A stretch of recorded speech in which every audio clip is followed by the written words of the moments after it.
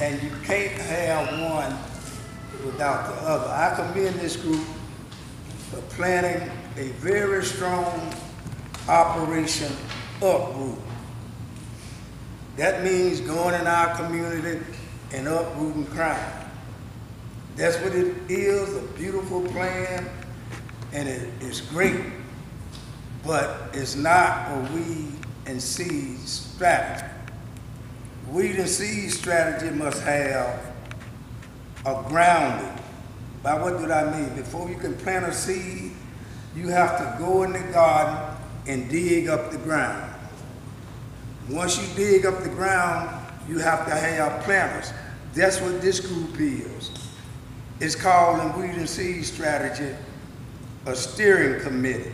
That's what I see it, and there's some great folk in here. But it's very difficult to steer a car if there's no vehicle. The digging up the ground in every ward, that takes a long time because you gotta, as you said, mobilize and organize the people. If there's no vehicle, there's nothing to steer. So there needs to be the creation of a vehicle. That means going around these wards and really organizing, as you suggest, for seeding. Now, as you say, it's an equipment grant. Michael get a third, Chief get a third, Grantham get a third. That money would be exhausted for law enforcement efforts very swiftly. Now, the original weed and seed, this is what we got to understand.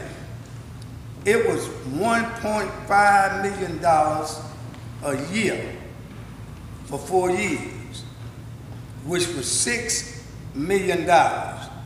And even that amount was not enough to do anywhere near seeding.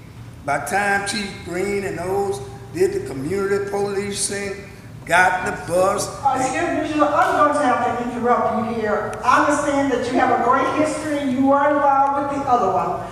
But this particular weed and seed was set up to the district attorney's office out of Mobile, and you can have that conversation with Mr. Richard Moore. I'd be happy to give you his phone number. Now, I know you may not agree with the strategy that we have, but this is what we have, and we're going to run with it. Yeah. But it can't be improved upon. I hear you, Paul. And I think the first thing we're going to have to do is hear each other. Even if we're saying things to each other that make us uncomfortable and disturb our comfort zone, we're going to have to listen to each other even if we disagree with each other. Because you do bring a lot to the table that's got to be a part of solving the puzzle.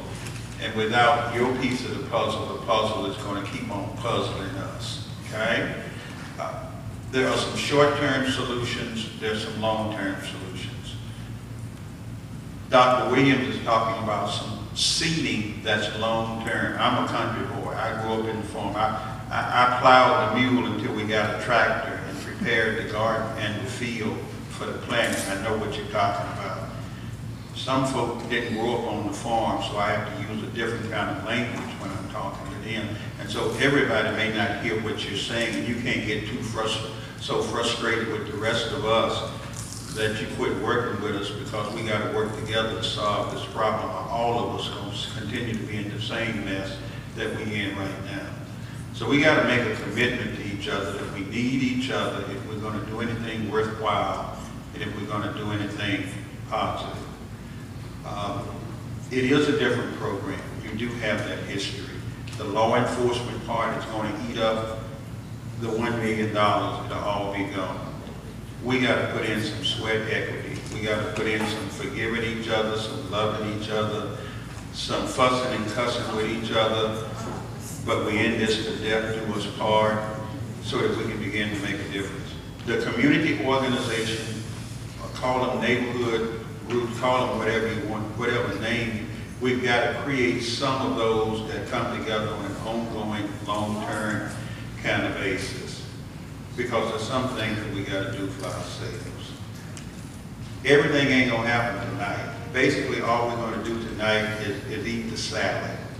and then commit ourselves that we're going to come back together, have the whole meal, and break bread together, and drink a glass of wine together, and sit around and hang out and fellowship and just enjoy each other's company while we talk about how can we solve the problems and how can we put in some good things. Does that make any sense? Yes, sir. Okay. It makes a lot of sense. I don't want you to go away frustrated, angry, upset because you're too important to the solution for that to happen, okay?